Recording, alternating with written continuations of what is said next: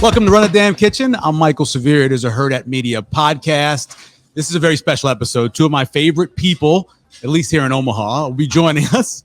We are at Koji restaurant, which is over in Countryside Village. It is the newest concept from David Utterbach. You know him as the man who created Yoshitomo over at Benson. He will be joining us in a little while, but the man who is a former Husker, Orange Bowl MVP, and very soon to be solely known simply as Caleb Benning's dad, Damon Benning, joining us here on Run the Damn Kitchen. How you doing? I'm good, man. That's about right. That's how it always happens. That is about right. Eventually you go from being somebody to somebody's dad. Yeah. Hopefully. How you been, man? I'm good. You. How are you doing? I'm good. I'm very comfortable being to your left. That's We've done this before. Yeah, I'm very comfortable being. We have done this before. Yeah. You are in one of the busy times of the year, obviously getting ready for high school football. So the whole time you were at Nebraska, it was Coach Osborne. When you were at Burke, it was Coach Lamanji. When you were at North, it was Coach Martin. Is this the first time you've been part of a coaching change as an assistant? Yes. How's that been?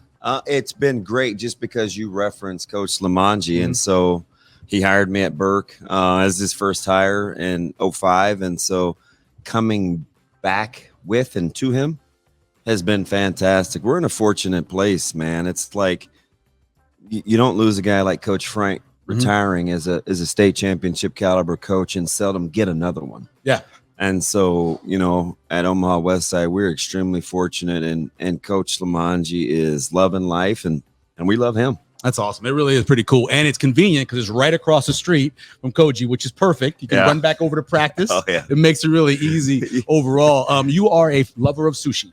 Very much. We try to pick people for the podcast that obviously loves the food that we're getting. Yes, right? We had Mickey Joseph going to a New Orleans place, so it makes sense for you to be here. What is it about sushi? What is it about this type of food for you? I really like fresh fish. I like to try new things.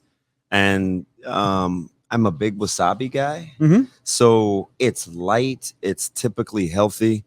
I have a thing for tempura, so when all those things come together, it's really, really cool. And the cool thing about being here is, as you know, as a protein connoisseur, I'm gonna be a fan of meat on a stick, right? So that whole concept is great. One of the great things about what Chef David has done over the years is omakase, right? You go in and you get whatever 20 courses. You taught me that. And he basically walks you through each one. Yep. I remember him telling us a story. One of the top 5 meals of my life was the omakase we had at Ugly Duck for my wife and I's maybe 15. Yeah. I don't know. It was one of our anniversaries.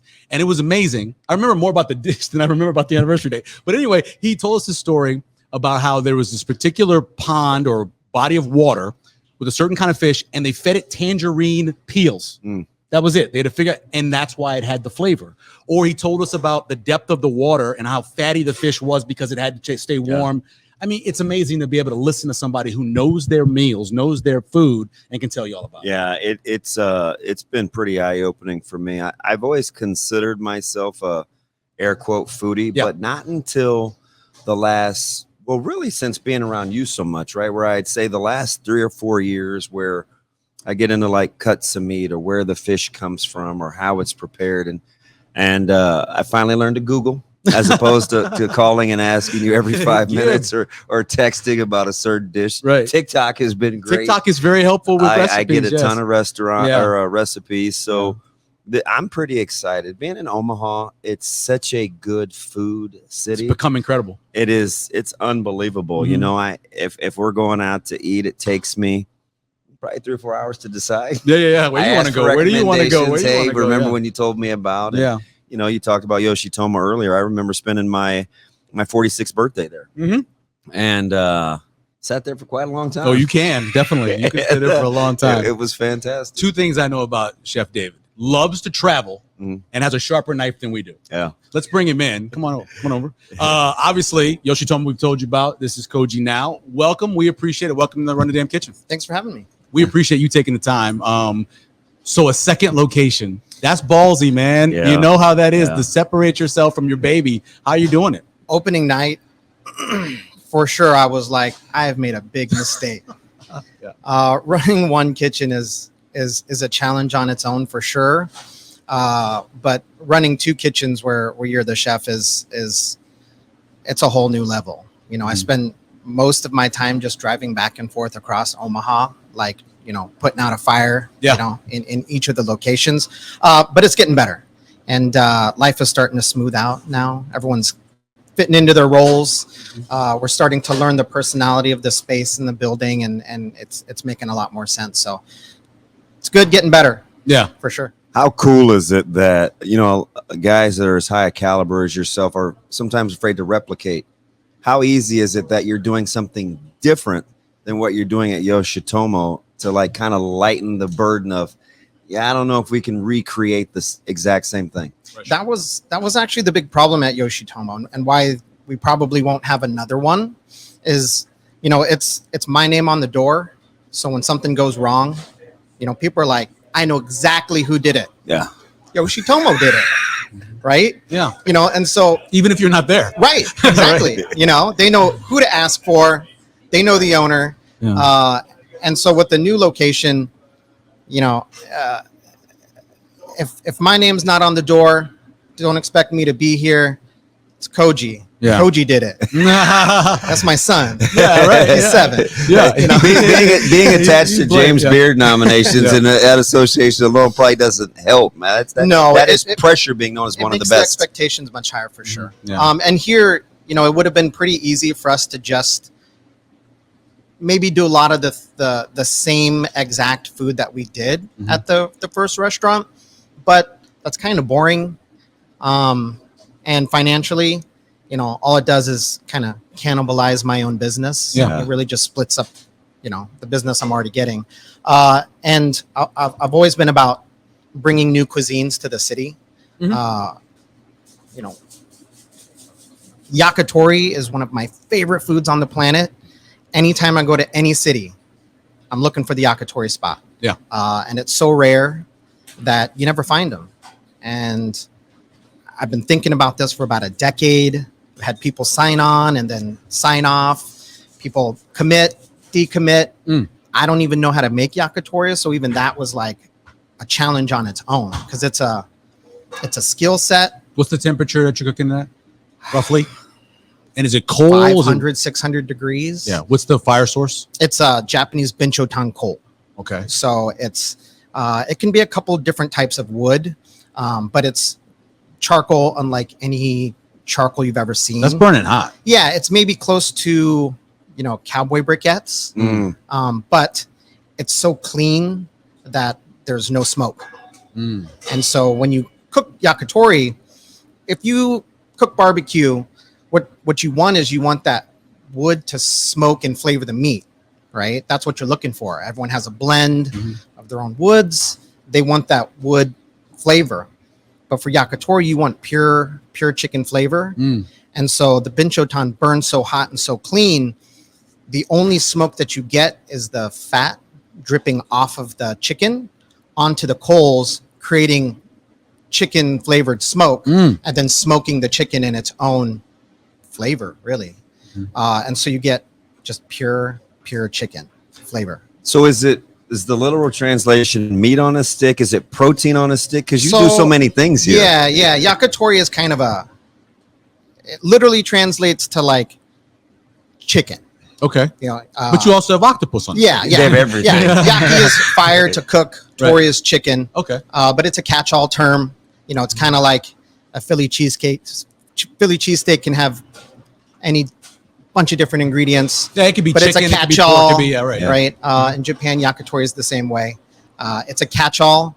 90% it's chicken, but you always find some other stuff that kind of make it interesting. You love the story of how things are created. Yeah. How did that happen for you? Where'd that come in for you? Your childhood? Was it just when you learned how to cook? Where'd that come from? I don't know. I'm just a story guy. You know, if you got a story for me, you know, if you put a plate of food in front of me and you're just like, here's chicken. I'm like, okay, that's pretty good. Yeah. But if you spend the next 15 minutes telling me the farm it grew up, that chicken's friends, its name, you know, it's the last 4 generations of where it came from, like, I'm going to respect and I'm going to like appreciate that bite a little bit more. Yeah. Right. One of the reasons I'm glad that he asked me to do this one is one of the things I always wanted to ask you, just because you're really creative, how do you like because you have to call ahead. I've done this a couple of times. I work right across the street. Things come and they go quickly. Do you mind that part of people checking before they come with what I would call almost a rotating menu? It's almost like you've got to get it while the getting's good. Yeah, I know. Checking's great. I mean, I think selling out's great. I think restaurants that sell out stuff, it tells you something about the restaurant. And people want to every night, every week. It's like, the best ramen shop is the one that runs out of stuff at the end of the night. You go down the street, way down the street to Porky Butts. Yeah. And you try to order some barbecue at 8 o'clock. Yeah, they're gone. Out. They're closed. They're done. Yeah. Right? Yeah. That's when I can never eat there. No, but we had to learn about that in Nebraska. You don't have those bankers hours. That was a Texas, when I lived in Texas. Mm-hmm. By 3 or 4 o'clock, the barbecue was gone. That happened here early on, and people were like, well, you can't do that. Yeah. This means it's good. I mean, I've literally been ordering from their app, get halfway through my order, fire it off, and it's like, sorry. Yeah. We're out of barbecue. We're out of that. Oh. Some places you can only catch burn-ins for a certain amount of time, or thus is sold out. And same here. We've got chicken cuts. Since we're cutting whole chickens, we've only got certain cuts. Maybe one of them every day, every other day. You want oysters? It's maybe every other day. We've got one order. If you want, because there's only 2 on a chicken, right? Yeah. And it takes 3 chickens to get an order. Wow. Chicken butts takes 6 chickens to get an order chicken butt. Right. So what do you got in store for today? We'll do a couple rounds of food, maybe a good mix. Some of the kind of plated dishes. We've got the sashimi ones, some of our smaller bites, a whole rail, as I like to call it, of yakitori, and then we'll finish up with a little, just regular old Midwestern sushi. You know what I did not know that I would like as much as I did? The octopus was incredible, but the chicken skin. Yeah. The chicken, I didn't realize. I was like, why have I not eaten more of this? It's my favorite. Yeah. It's the most flavorful. It's the most flavorful. It's got the most flavor. Juicy. It's so solid. It is really good. Let me get these guys started on some food. Sounds good. And we'll talk we'll talk some Huskers. Why you're here? Why not? I don't know anything about those guys.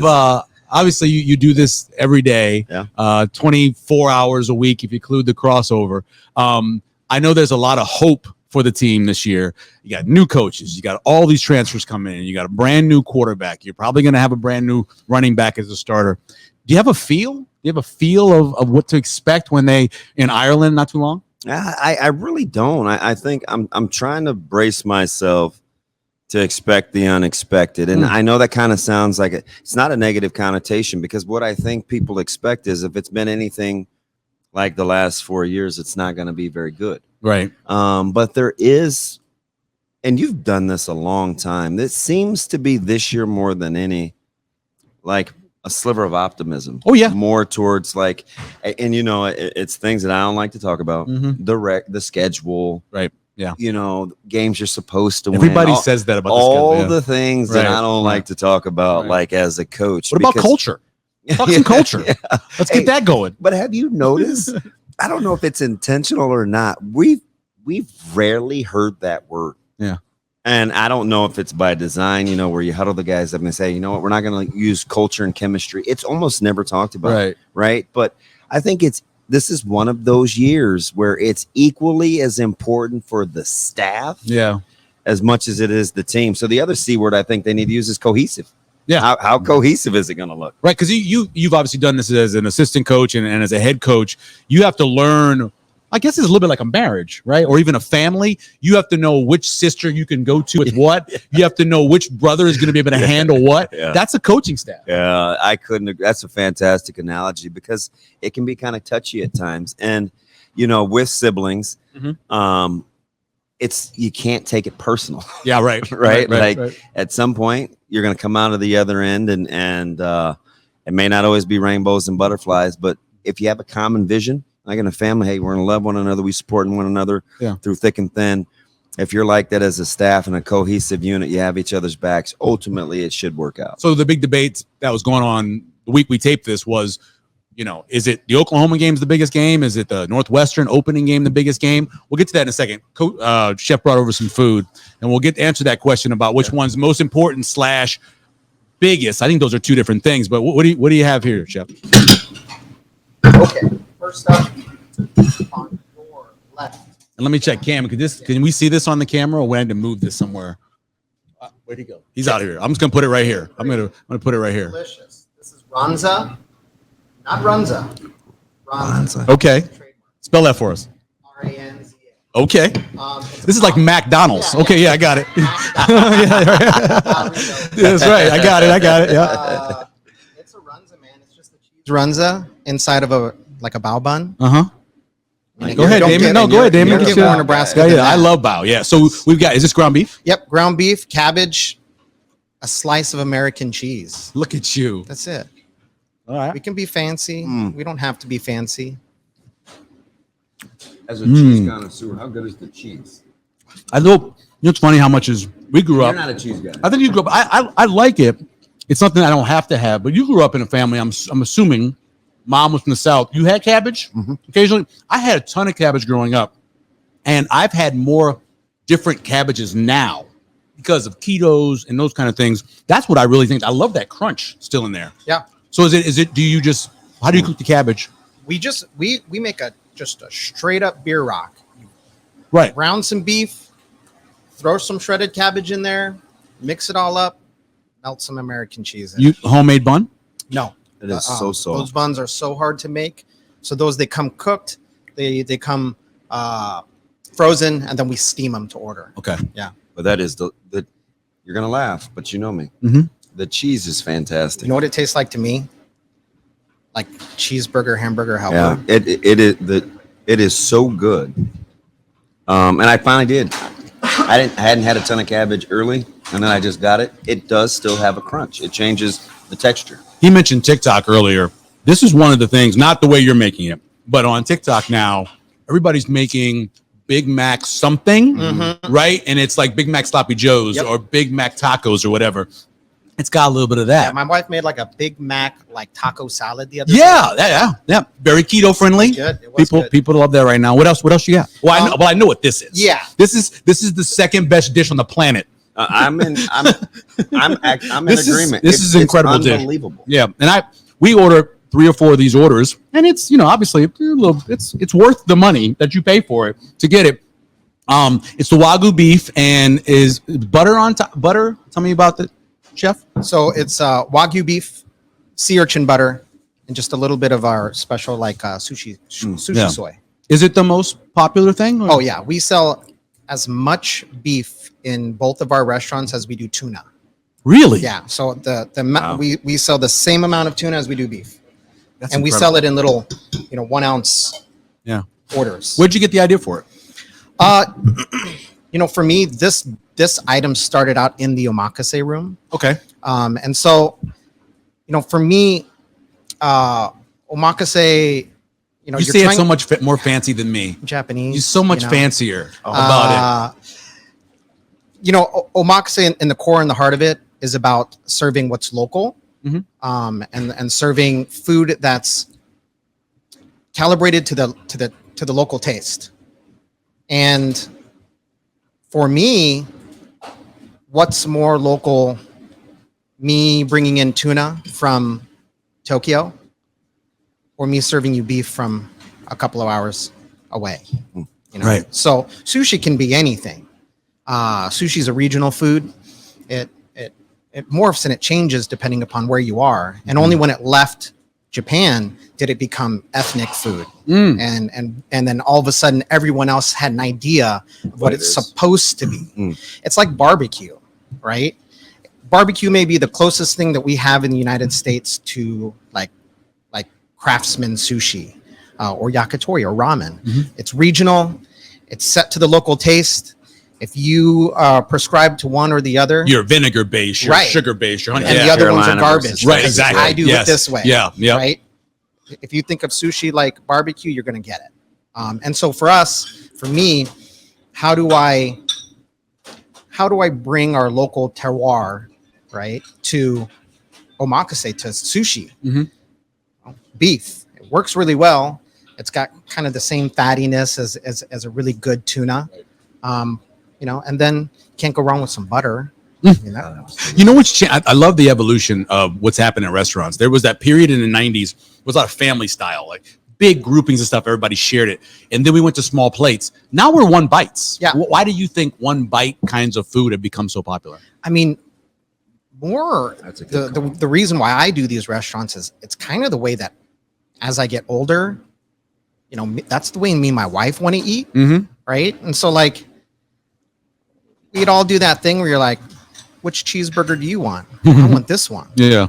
She wants that one. You like, order I want both. that one too. Yeah. Order both, cut them in half. Yep. Let's just skip all of that. And I want to, you know, you don't want just that cheeseburger. You want to have 5 things on that menu. Give me a slider. Give me 10 of those things. That's what I really want.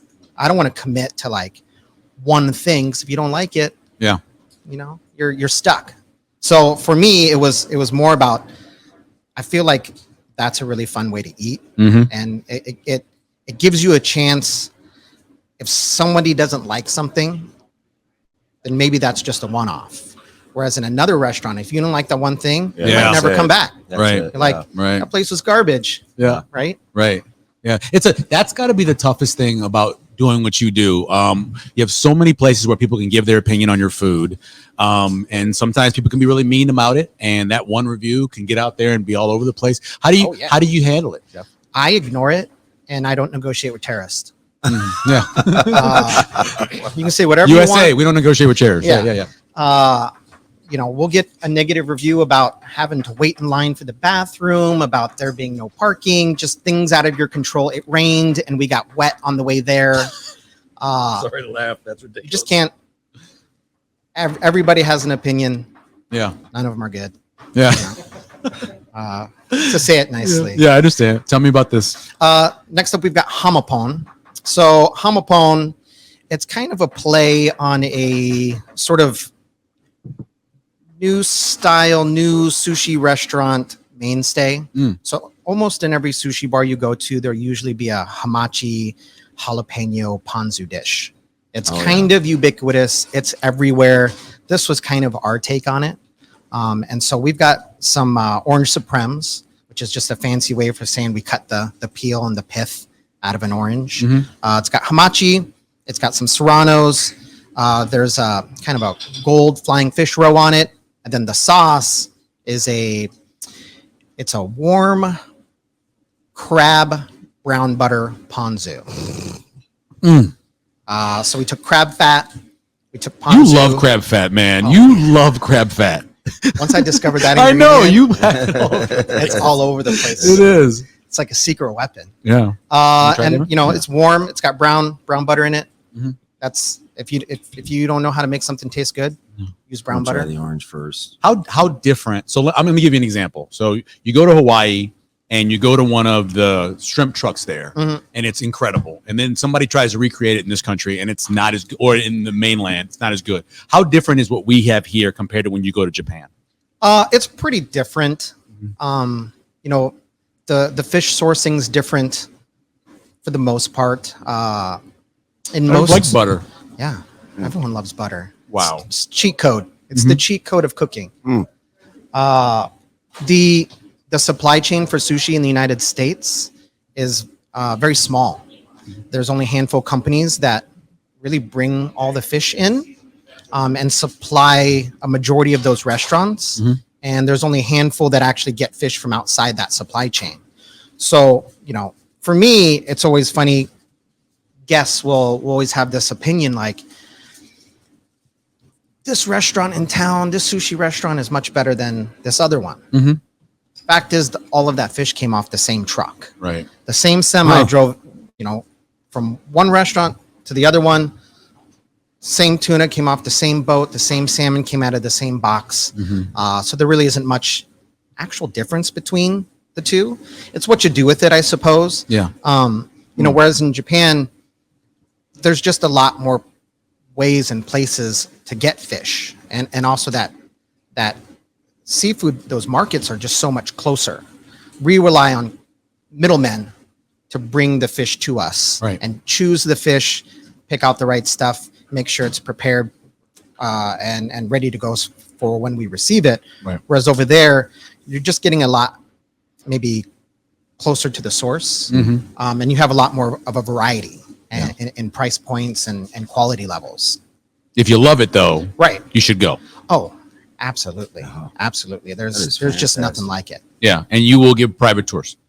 Sure. For a fee. For a fee. My wife and I have talked about this. We've talked about like saving up for a year of a fun just to go with David and eat with David. I've done it before for friends, but the only downside to that is that's my vacation too. I understand. And then I spend most of my vacation like taking you to a restaurant I've been to like 15 times. Right, you know, right. Yep, that's a thing I've seen before. Yeah. Do you want to say, hey, you just do your own You thing can just tonight. drop us off. It's Give like- us a Maybe you make a like a little checklist. Yeah. Hit this place, hit this place, hit this place. This is the Henry Dorley Zoo. I don't need to walk you through it. Yep. I'll drop you off at the gate. Well, that's amazing.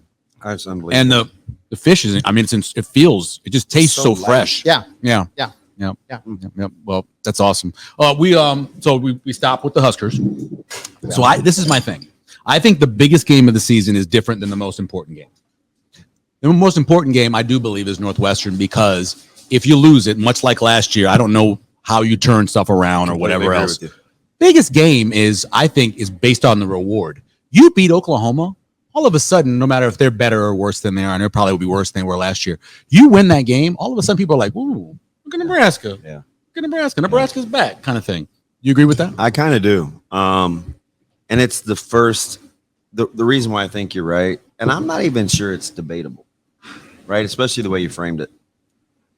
It's your first chance on the national stage to garner respect. Mm-hmm. So right. I'm right there with you, and it's at home.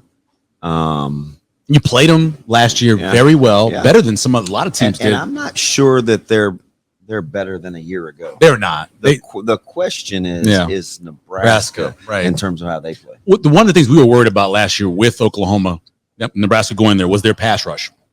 Benito and the other guy, they were going to get after you.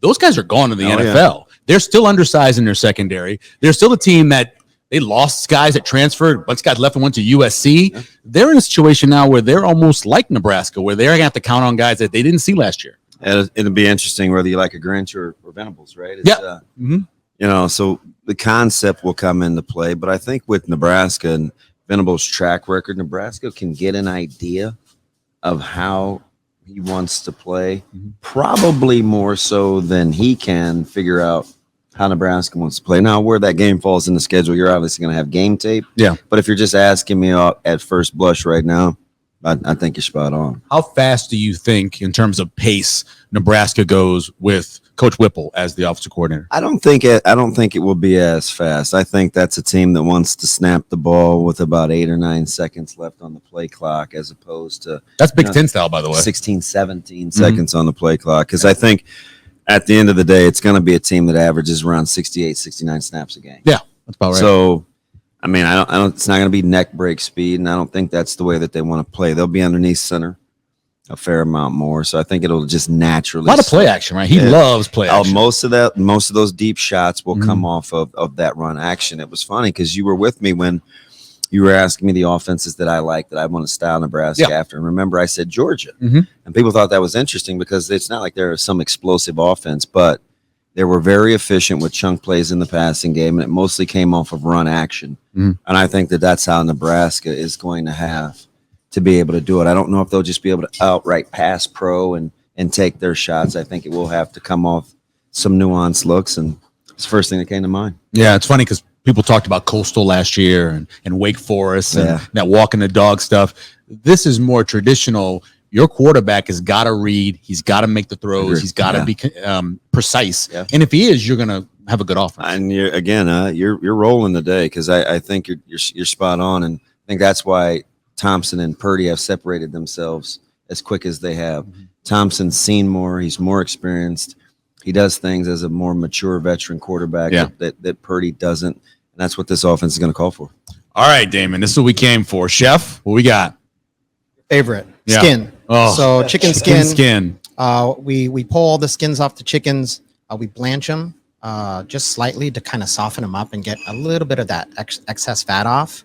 Then we cut them into small portions, skewer them up, and then grill them over the binchotan until they're just super crispy. How long does that take? This one takes a little bit longer. It's maybe 12 minutes on the skewers. And then if you want, There's a little bit of gochujang hot sauce. This is actually like. Oh, Damon loves that. That's my, his go-to. It's my home wing sauce. Yeah, I know you go. That's your go-to. No doubt about that.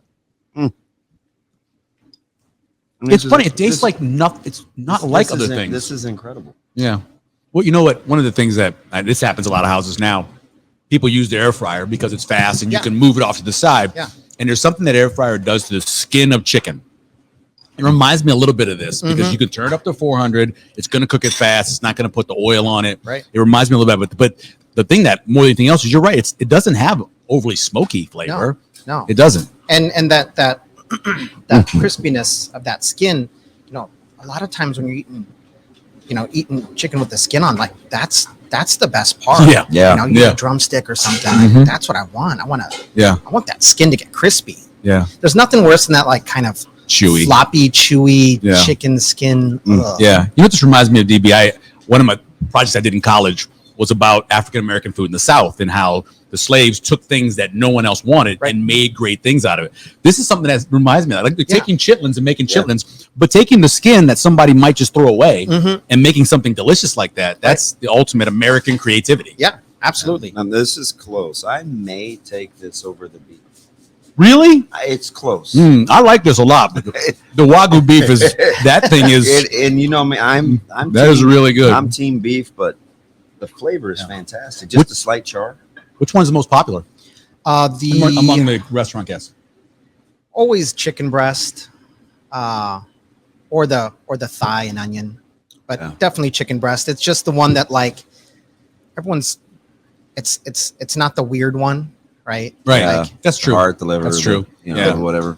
It is still Omaha. Yeah, it is still true. Nebraska. This is a food question, not a question about a woman. But breast or thigh? What do you? Thigh. Yeah, me too. 100%. Always been. He's the only reason I eat thighs. Always been that way. I didn't eat thighs for 45 years. Yeah. And the last 3. Yeah. My wife won't. I've eaten thighs. Yeah, which is great because then I just. Then you get all of it. Yeah. I just never. Yeah. I never liked it, and I learned to make it different ways. You know, now the kids can tell, right? You know, if I'm doing like a oh wow, we do like a 1 pot jambalaya. They'll know the difference between thighs and breast. Oh yeah, right? But we use more flavorful. Yeah, it's got more flavor. It's more tender than ever. Yeah, it's more tender, juicier. Yeah. And even here, we're getting to a point now where we can separate out sections of that thigh. So like the inner thigh tastes different than the outer thigh. Yeah, you know, and that's just crazy. Yeah, right. Because you're just like thigh. Which I think is the thing that was bugging me, right? Because the closer you got to the bone and a thigh, the less I like the taste. Yeah, sure. I know it's a texture thing too. I know it definitely is a texture thing for some people. The further out you get, I'm okay. Yeah, it's good. Totally. I was used to, in Louisiana, you order alligator. And is all parts of the alligator aren't the same. The body is almost like a white meat, and the tail is kind of a red meat, and it's a big difference. Yeah. And people are like, I've had the alligator; it's horrible. You probably didn't have the right part of the alligator. It's like that with. I think it's like that with almost any beast. I mean, depending upon whether you're eating a muscle, a fast twitch or a slow twitch. Yes, piece of meat. It's gonna be way different. Which one is this? Next up, we got negima. Negima is a classic yakitori. It's thigh and just green onion. This one, we've got just a little bit of what's called a shichimi on top, which is a blend of spices. This one is made by a guy named Sujita, which is just an old craftsman. All he does is just make this one spice on top. The predominant flavor is sansho, which is the same plant as like a Szechuan peppercorn. Yeah. So it's got a slightly numbing effect on your tongue. You can buy this at the Asian market, right? That particular. This particular guy's you can buy some sansho. Some sansho, okay. But not his. Not his. His you gotta know his. You gotta know some people. Yeah, you gotta know some. And where's he based out of? Tokyo. Really? Tokyo. So this dish comes by way of Tokyo. Yeah, for sure. I love green onion, and my wife doesn't like green onion, which is great because I eat all the green onion. Yeah, this is the closest one to like Dad's backyard kebab. You got that as you can see, I'm much that closer chicken to and that onion. Look, I'll eat your green onion too. I don't care. This is fantastic. In terms of the green onion, why was the green onion picked? Out of all the different types of onion you probably could take, why did you go green onion? This one is, we just have it in house. Okay. And we have access to it. You're supposed to use a Tokyo negi, a Tokyo green onion, where, we see a green onion and there's just a little bit of white, and then the rest of it's that green. Mm-hmm. A Tokyo one is all stock and very little. Does it look top. more like a like a leek almost? Oh, awesome! Yeah. Oh, lovely. But the first sweet onion. I don't have access to those, so we get green onions instead. So is that one of the biggest challenges overall Sourcing for both places, sourcing, and more now than it was before, or is it? For sure. When we opened up Koji, the idea was to open up something that was a little less ingredient dependent than Yoshitomo. Mm-hmm. So Yoshitomo, I spent a lot of my times calling people around the world trying to get just ingredients from Mars and the moon and halfway across the world. Yeah. Whereas if I have to do that for 2 restaurants, that's just all I'm going to do. Right. So here was, okay, how can we take what we're already bringing in and maybe try to do something new with it? Yeah. You That wanted makes this to be sense. more accessible too, right? I thought I remember reading that was kind of your idea, because maybe somebody would look at Yoshitomo and saying, oh, well, I'm not that high class of a sushi person. Absolutely. Yeah. As a sushi chef, 50% of the people I meet in my life ask me what I do, and then I tell them I'm a sushi chef, and then 50% of those people immediately go, I don't like that stuff. Yeah. And so, Right. this was an attempt to reach that other 50%. Mm-hmm. Grandma, grandpa, aunt, uncle, picky husband. Right. It's meat on stick. It's chicken on a stick. Yeah. Who's not liking that? Yeah. You want to, by the way, you took that sauce and I was brokenhearted for like a minute. Just want to tell you right now. I remember thinking when you brought it over the table and we came from the sauce to open, I was like, move that to the side so they don't take it. I want to sell it. What's this? Meatball? So this is skune. This is a chicken meatball. So this is another kind of classic yakitori item. Because you're always processing whole chickens, you're just left with a bunch of scrap. Yeah. And you got to find a way to make money on everything, on all of it. Yeah. So you just make a chicken meatball. It's again, going back to the sauce, like a hog head cheese. Yeah. Take everything that's left over, just put it in a can. Absolutely. All the best parts. And so this one, oftentimes in Japan, it gets served with just a raw egg yolk. I knew that would be maybe a little difficult for a lot of people. So we just took that egg yolk and we made it into a sauce. So it's just egg yolk, some miso, a little bit of soy sauce. I taste the miso. Yeah. What's the temp? Mm. Is it warm, cold? So that is cool just because we know that comes out a little bit hot. Right. It's hard to so- tell because you're different how hot that is. Yeah. On how that is. I guess I could have tasted it. Absolutely. No, definitely warm room temperature. Yeah. It's outstanding. So it just comes with, normally they just take an egg, crack the egg. Just the Put it- yolk usually. And Yeah. then maybe just a splash of soy sauce and you just mix it together and dip it. I'm going to try that at home. Yeah. That sounds awesome. Just not scramble your eggs. I love, but I like poached eggs. Yeah. I like them a minute tops. I've always liked them kind of runny because we eat grits and we put them in the grits and everything. And so I don't have a problem with that. I think I would try that at home. My sushi chef breakfast once a week, bowl of rice, 3 fried eggs till they're crispy on the bottom, soy sauce, just eat that up. Yeah. Soy sauce mixed with the egg yolk. So good. It sounds delicious. I asked this to all the chefs we talked to because very rarely have they made a TV show or a movie to be able to actually imitate what happens in these kitchens. Did you watch The Bear? I don't. You haven't? Everyone asks. Everybody Everyone in swears this by whole. that show. Everyone in all the restaurants. That's Yeah. all they talk about. Because finally, it's like a. They finally got it it's right. Like a sports show or something. You're like, oh, it's what I do, right? Yeah, Like, right, yeah. I can get into this because I know I don't do it. I'm at work 10, 12, 14 hours a day. That's true. I live that life. I'm eating in the walk-in cooler, crouch behind the garbage can. I don't need to come home and feel that stress. Dealing with Again. somebody being late for work. Yeah. All that kind of stuff. Yeah. I mean, it's entertainment, but at the same time, like, I don't know, I could just feel the anxiety building There in me is. right now. Yeah. I've always, for a long time in college, I was working at a pizza place. And so, you get slammed and you're in the brick oven and that adrenaline is hard to repeat anywhere. You know, you get it from sports and games and stuff. I got it from working there. And watching the TV show, it gave me that feeling of the stress and anxiety of knowing I've got to get 50 pies out of this oven in the next half an hour. It's real. I mean, from what little I've seen, it's for real. The two most in 18 minutes. Yeah, I know. We get you over there. The two most stressful jobs on the planet: brain surgeon, line cook. I don't doubt that at all. So it's interesting. I watch a lot of those cooking shows, and that's the one time people get the most upset. All the things that happen in a restaurant. Yeah. It's that assembly line that it's like utter chaos. Well, you got to work together. You're a team. Yep. And then you can't go behind somebody when they're working with a knife that's as sharp as a, right. What do we got here? Whatever. As a sword. And then also you've got, it's not just you trying to do your job. It's not like you're stocking the shelves at the grocery store. Like there's an expectation from people that this is going to be delicious. Right. And if it's anything less than delicious, it's like you slap their mom. It's like you did it to them on purpose. Right. And that's a lot of pressure. That's a lot of stress. This is the breast. This is the breast. Plain breast.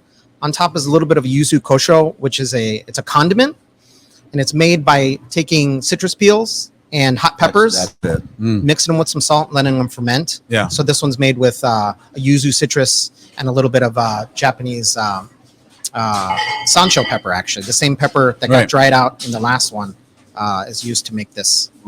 Jeff, what's your goal? Like, what do you want to accomplish? What do you want? The word legacy gets thrown around a ton, but what do you want it to be here in this market? I would like to retire someday. Yeah, sure. First. But after that, definitely, I want to bring things to the city that we're missing. We talk about the great food cities of the United States, and you can get almost anything you want. Somebody is taking the time to go and open that thing, that Korean barbecue restaurant, that Brazilian steakhouse. We're almost there, but we need somebody to come in and fill in those blanks. There are things that are going to make our city worth staying in, worth coming back to, right? Worth recommending people come and visit. And food's culture, man. Food is our culture. And to be able to help grow the city by opening these restaurants and kind of spreading the culture and creating new culture here, is the big goal. Like I want to be the guy that's willing to take the chances and open up the restaurants that, we all wish we had. For people who want to know more about the omakase, how can they find out more? How can they? I'm building a new back end, so there'll be here. No, over at Yoshitomo, we have a new room opening up. Okay, so that should be soon.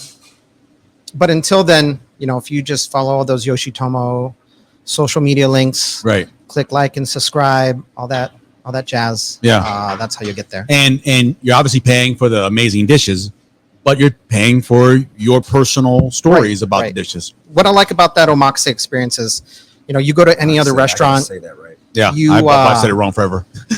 You may go to a celebrity restaurant. You may go to a really nice restaurant, pay for a tasting menu. Chef's not even in the building. His name may be on the door. You definitely probably don't see him.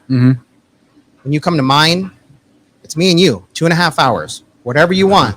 I'll put on a show. You want to ignore me, you want to ask questions. I'm yours, 2.5 hours. And you rarely get access to the person making your food for that long. And I think that's cool, man. That's I agree. Exciting. That's out of everything about it. Obviously, the food was good, but it was the stories. I mean, stories that we retain that my wife and I chat about still. That we, what's interesting? On camera, it looks like small portions, right? They're bites. I'm almost getting full. Getting full, right? Yeah. Yeah. Oh, yeah. And I can eat. I'm a guy that could eat a 20 some odd ounce steak. Yeah. Right? Well, part of it, I think, also is your brain with the small or one biters or small plates. I think it also tells yourself that you're eating a lot. Yeah. And we've also been eating over a longer period of time, right? So normally it takes about 15 minutes for your brain to tell your body you're full. So you can fit a lot of food in your body in that 15 minutes. But if we bite slowly, your body's like, right. oh, I'm full, man. I didn't have this before. Is this curry? This Yep. tastes like So this is green I curry. was gonna say It's curry, it tastes right? Green Indian. curry. So this is like something that's less Yakatori and more something that's just ours. And as you know, I'm a big Indian. You're fan. a big Indian fan. I know. Chicken Now I'm in breast. Cleveland. Green curry. Simple. As simple as that. Yeah. So when you come here, you're going to get, obviously, the stuff is on the menu, but how often are you doing specials? How often are you rotating We're stuff trying out? not to do outside of the Yakatori. We're trying to keep that the focus. So I'm Okay. not trying to do too much sushi stuff. It's a very small portion of your menu. Right. I'm trying to make people, I want to get people excited in the chicken. So that's where you're asking what specials we have. Do we have anything new for the chicken? Part of us creating something more accessible is creating something that's a little stable, Right. right? So you come in, you liked something, you come in next time, it's still there. Nice. Rather than, I had this special, you're trying to convince them 3 months ago, I ate this great thing. Right. We can't do it. Now you're sad. Yeah, right. You don't want people to be sad. Yeah. No. This is what do you think? So you're an Indian food kind of guy. I see it's all gone. So obviously it was You got room Obviously it for was one good. more, maybe? Maybe. What do you feel? Maybe. Oh yeah, I'm gonna All right. bring it Yeah. in. No, let me ask you. So wrapping up on the Husker stuff. Can they get to a bowl game? Yeah, I think they can. I think for some reason it feels like 7 is That's what I've been saying. the number. Yeah. Right, because they're going to have to do some things to get there that they haven't done. You have to win consecutive weeks, back-to-back road games. right. Got to find a way to win 3 games in a row. The back half of the schedule. The and you last ha- 4 games. You have to win 2 out of the 3 between Minnesota, Wisconsin, and Iowa. Oh wow, that's a lot. That's a lot to ask. They haven't won 2 of the I 3 know. since they've been in the Big So you Ten. can beat Indiana, you can beat Illinois, you can beat Northwestern. I mean, right? how comfortable are you going to, Purdue and Rutgers I in didn't- back-to-back weekends or something like that? And Purdue's and Rutgers is a Friday night, so it's a little bit different on the schedule, They're obviously. so well coached. Yeah. You're more talented than Rutgers, but I don't know if you're a better coach than Rutgers. That's that. Which would I think frustrate a lot of people who are Husker fans to hear that and to think that, or like with Donardo, who said, when we taped this a couple days ago, that Maryland was the best team looking that team he had saw seen. so far, and he'd already seen Nebraska. And remember now, Loxley, you used to joke with it about him. He can recruit. He can recruit his butt off. He just wondered if he could coach. So that probably didn't surprise you to hear because you know that he can They procure have talent, yeah. but they just don't always play that way. Well, Little too is fun to watch. Yeah. He's the guy that when you have a fantasy football team or even a flag football team, he's the guy that is going to be just making all these crazy plays and doing everything. And, that's how it works. And that's the kind of guy he is. But the whole league is kind of like a resetting, right? And so I think Nebraska has an opportunity to be part of that reset and have a season. I call it a breakout season because it's been a while since 2016. But to have that kind of breakout season, it feels like that to me at least. Yeah, I agree with you. It's one of those things where, if you're Indiana, you need a fresh start, right? If you're Nebraska, you're looking for a fresh start. Yeah. If you're Illinois, you're looking for a fresh start. Fitzgerald needs a reset. Yeah, well, big time. Right? Big time. So it's who can separate themselves from that pack to maybe run down Wisconsin and Iowa. And if you like Minnesota, Minnesota's a team that concerns me. Yeah, well, they have Just a quarterback that's been there since I was a little kid. The way that they're built and the way that they play lends itself to consistency. Yeah. And that's something you got to deal with. Well, let's never have the conversation that we had before the Minnesota game again, right? The conversation about we have a bye week coming up. Yeah. And so just get through this Can one. they dial it in? Can you forget about that kind of stuff? That they said that out and they loud. had that conversation, and that was a mistake. Jeff? Okay, last one. Okay. Hama toast. Hamachi, Mm-hmm. sourdough, brown butter. Again. Wow. Okay. Repeat that again. So it's a little bit of chopped hamachi. So yellowtail. Yeah. It's on some homemade sourdough bread Mm-hmm. and a little bit of brown butter. Again. Okay. Again, it's a single bite. Yeah. Get a picture of it. Yeah, I'm really slipping on I'm eating too much and not taking enough pictures. It's not good. I think our on-site guy helped us out. Did he get some? Yeah. Well, I appreciate that, Cam. You're all right. This I is messed it up too. This is going down the hatch. Yeah. Well, there's just something. We were talking about it with Chef. It's something about these single bite things that are it's just fun. Mm.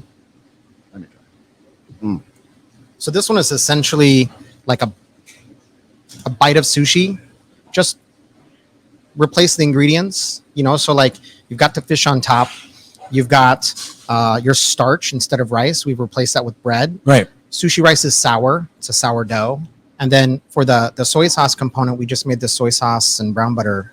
Until you get to the butter, you know what I was originally thinking? Shrimp toast. I was gonna say Melba toast. Yeah, totally. Yeah, totally It has reminds me a little bit of say. shrimp toast, and I know it's not for everybody. Yeah, no, I love. I happen to love it. I love but shrimp toast. Yeah, it gave me that just a lighter version. Well, Chef, this has been amazing. And again, omakase. Obviously, take advantage of that when it happens again. Yep. Yoshitomo, and then come over to Koji. 3 months now, and you guys, like you said, you're feeling good. Yeah, we're feeling great. We finally learned how to cook, so it's good now. It's one thing to know how to cook. It's one thing to learn how to cook at a new place. For sure. And I know how hard that is for a lot of people. Just when you get a new kitchen, to do it this level it's got to be difficult. It's a challenge, but the crew's doing great. I'm not the one cooking here, so it's not me. It's all them. Yeah. Amazing. You having problems? Did you do okay in terms of staffing? I know that's been an issue for people. Oh, it's been tough. Super tough. I mean, not only did a lot of just really talented people left the industry in the last 2 years, but it doesn't seem like there's a lot of people coming in, and so just keeping the staffing levels over the last years, especially, has been hard. We've had an ad out. I've been hiring nonstop since last year, March or April. Wow. So it's 16 months, 17 months. Wow. Yeah. It's incredible. I'm just being kind of at least 1, 2, 3 people down in each restaurant. You get one, you lose one. You get one, you lose one. Yeah, So it's been tough, but wow. we've actually found a way to live. If this is the new normal, then I guess Make it work. we'll make it work. Yeah. Chef, we appreciate it. This is amazing. Appreciate you coming in. This is a great spot too. Thank you. You got a great group of people that live around here too. I'm sure they're loving it. So Yeah, they're in. we appreciate it. Thanks, guys. Thanks, Chef Dave. Appreciate it. And Damon Benning as well. We appreciate you being a part. What'd you think? Oh, it's fantastic. You had a favorite thing? Yes. Yeah. This is in the top 5. Yeah. Yeah, it's unbelievable. Yeah, and you're gonna so come here, good, and it's how I like to eat. and it's fresh. You can tell the freshness of it. So good. It's amazing. It's of course, so good. you can catch Damon in the mornings, Monday through Friday on 1620 The Zone. You'll be on again this year, Big Red Wrap Up. Yep, I'll be your partner. So you'll be a partner. You'll be on there as well. So it'll be pretty good. Again, we appreciate you being a part of it. Hey, man. thanks for having me, man. Thank you. You did And you me went right. 7-5. Going 7-5. I've been saying 7-5. I may go 8-4 just to Just to be different. just to be different. for Try old to time's sake, try to you go might up as a little well. bit. Yeah, I got a bet with old Josh Peterson. They got to get past 6. So that's all I need. Well, you'll get that guy. I hope so. Yeah. I certainly hope so. Hey, we appreciate everybody for tuning in to Run the Damn Kitchen. For Damon Benning, for David Yoshitomo, of course, you can go over to Benson and catch out his place as well, or come here to Koji, which is in Countryside Village. For the next time, this has been Run the Damn Kitchen.